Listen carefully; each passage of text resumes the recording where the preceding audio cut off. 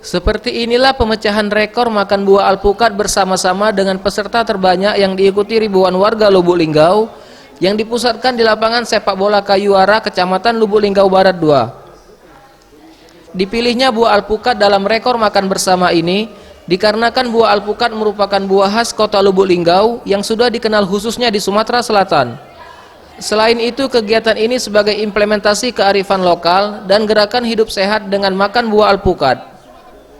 Kegiatan makan bersama buah alpukat yang digelar Pemkot Lubuk Linggau ini mampu memecahkan rekor makan alpukat dengan peserta terbanyak yang dikeluarkan Lembaga Prestasi Rekor Indonesia Dunia atau LEPRID.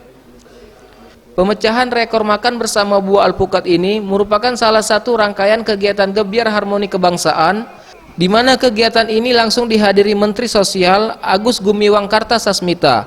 Tim Liputan Sriwijaya TV.